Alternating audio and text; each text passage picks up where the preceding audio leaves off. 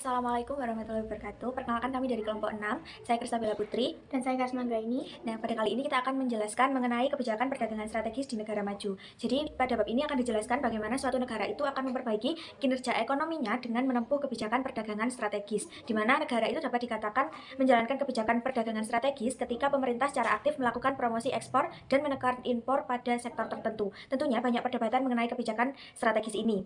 Nah, selain itu di bab ini juga akan meninjau argumen canggih yang pada dasarnya dapat dipahami dari sudut pandang ekonomi dan bagaimana argumen tersebut dapat ditunjukkan dalam dunia nyata. Di dalam perekonomian dunia, ketika suatu negara mengalami keberhasilan dalam meningkatkan perekonomian, hal tersebut harus diimbangi dengan kekalahan negara lain. Kesejahteraan suatu negara ditentukan oleh daya saing atau kemampuannya dalam mengalahkan negara lain yang menjadi saingannya di pasar dunia. Jadi suatu negara itu memang bisa dirugikan oleh perdagangan jika pertumbuhan negara lain meningkatkan daya saing terhadap produk andalan ekspornya. Tetapi pertumbuhan di luar negeri tetap berpotensi memperbesar pendapatan real domestik.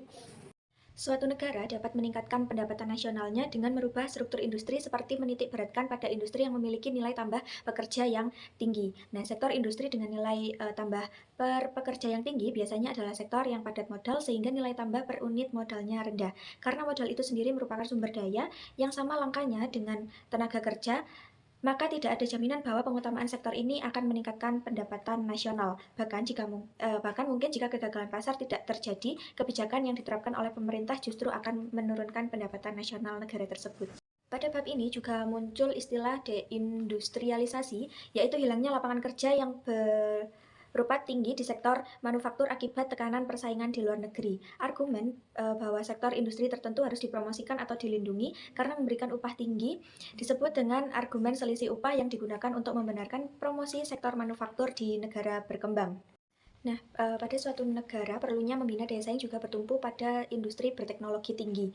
Jadi, industri berteknologi tinggi diartikan sebagai sektor industri yang keberhasilan perusahaannya ditentukan oleh kemampuan mereka dalam menyesuaikan diri dengan inovasi produk atau proses produksi yang berlangsung sangat cepat. Sektor industri berteknologi tinggi ini juga dianggap krusial karena mengandung nilai tambah yang tinggi dan memberikan upah yang tinggi. Namun, argumen ini sering kali ditentang karena nilai tambah bukanlah kriteria yang baik untuk mempromosikan suatu sektor industri dan suatu sektor berteknologi tinggi belum tentu merupakan penghasil nilai tambah yang baik. Pemerintah memerlukan suatu pembenaran yang spesifik untuk menjalankan kebijakan ekonomi dengan efektif, termasuk pula kebijakan perdagangan strategis ini. Pemerintah terkadang terpaksa melakukan campur tangan demi mengatasi masalah yang ada di pasar domestik. Persoalan atau kelemahan utama yang meliputi argumen pro kebijakan perdagangan strategis bersumber dari kelalaian mereka yang tidak mengaitkan kasus campur tangan pemerintah dengan kegagalan mekanisme pasar yang menjadi argumen yang menghendaki peniadaan campur tangan dari pemerintah atau ini biasanya disebut sebagai pandangan laissez-faire. Walaupun industri yang berteknologi tinggi bisa menghasilkan keuntungan sosial tambahan berkat pengetahuan yang dikembangkan, tetapi seberapapun besarnya apa yang telah diberikan oleh industri berteknologi tinggi itu tidak ada hubungannya dengan perkembangan ilmu pengetahuan, sehingga tidak ada alasan untuk mensubsidi penggunaan modal atau pekerja pada industri teknologi tinggi. Pemerintah di sini juga harus melakukan subsidi terhadap penelitian dan pengembangan sektor untuk meminimalisir adanya sektor yang mengklaim inovasi dari perusahaan berteknologi tinggi saja.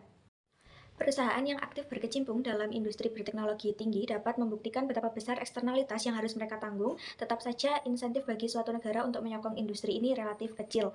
Contohnya di sini negara A mengembangkan suatu teknik baru dalam pengecoran baja, maka perusahaan dari negara B, C, dan D ini dapat dengan mudah meniru teknik tersebut sehingga merekalah yang menikmati keuntungan terbesar karena mereka sama sekali tidak mengeluarkan biaya penelitian dan pengembangannya. Terdapat argumen yang menyatakan bahwa kegagalan pasar sebagai alasan baku yang membenarkan campur tangan oleh pemerintah jika kondisi persaingan sempurna yang ideal itu tidak terpenuhi. Pada sejumlah sektor industri, hanya sedikit perusahaan yang bersaing secara efektif karena jumlah perusahaan yang tidak banyak dan asumsi persaingan sempurna dengan sendirinya tidak akan berlaku, sehingga kondisi persaingan sempurna tidak ada sama sekali. Selanjutnya, kebijakan perdagangan strategis dalam praktek. Nah, kita di sini ambil contoh kebijakan perdagangan strategis dari Jepang. Jepang memiliki kebijakan perdagangan yang perdagangan strategis yang paling menonjol sejak tahun 1950 hingga awal 1970-an. Perekonomian Jepang tumbuh sangat pesat dibantu oleh lembaga pemerintahan yang melakukan pengendalian secara langsung terhadap alokasi sumber daya. Selanjutnya, kebijakan perdagangan strategi Jepang di masa awal. Sejak akhir Perang Dunia Kedua sampai dekade 1970-an, Jepang menghadapi perekonomian yang serba kekurangan, baik dalam nilai mata uang asing maupun suku bunga sengaja dibuat lebih rendah dari tingkat sungguhnya, sehingga valuta Valuta asing dan dana kredit dijaga secara ketat. Alokasi sumber daya yang sangat langka ini pada dasarnya dikendalikan secara langsung oleh pemerintahan, khususnya oleh Kementerian Keuangan dan Kementerian Perdagangan Internasional dan Industri, yang pengendalian mereka terhadap alokasi sumber daya yang vital itu dengan sendirinya memberikan kementerian ini kekuasaan yang sangat besar dalam penentuan arah pertumbuhan perekonomian Jepang. Kekuasaan ini juga diperkokoh oleh penggunaan tarif dan berbagai bentuk pembatasan impor untuk melindungi sektor-sektor industri domestik tertentu. Selanjutnya, kebijakan belakangan strategi Jepang dewasa. Kebijakan ini dimulai pertengahan dekade 1970-an ditujukan untuk mendorong perkumpulan sektor industri baru dan yang industri-industri yang padat pengetahuan teknologi atau industri-industri yang berteknologi tinggi.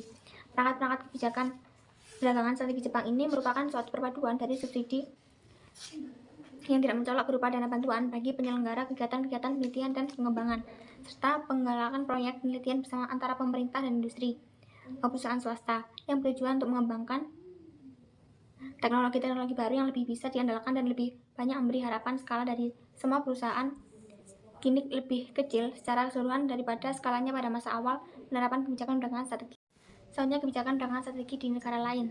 Yang pertama, kebijakan belakangan strategi Prancis.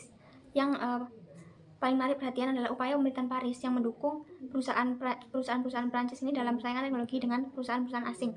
Pemerintahan Prancis khawatir pada teknologi dunia bagian yang didominasi oleh Amerika Serikat atau bahkan yang lebih tinggi perusahaan-perusahaan Jepang. Untuk menghindari hal tersebut, pemerintah Prancis berupaya membina sejumlah perusahaan yang disebut sebagai andalan nasional yang diharapkan mampu bersaing di pasar dunia.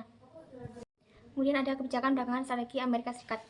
Amerika Serikat memiliki suatu komitmen ideologi pasar bebas yang menghalangi setiap tindakan pengarahan secara eksplisit oleh pemerintahan atas perekonomian. Bagaimana dilakukan oleh Jepang pada tahap awalnya, namun terdapat bidang-bidang tertentu di mana pemerintahan mempunyai peranan penting dalam memajukan industrinya. Kiprah pemerintahan Amerika Serikat yang paling penting adalah pada sektor pertanian Amerika Serikat.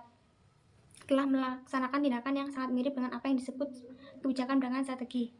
Atas dasar kriteria canggih yang dibahas sebelumnya, yang perlu diingat bahwa persoalan kelaikan dalam ilmu pengetahuan dapat dijadikan alasan yang kuat dengan campur tangan pemerintah atau suatu negara industri. Baik, itulah tadi pemaparan resum dari kami. Kami ucapkan wassalamualaikum warahmatullahi wabarakatuh.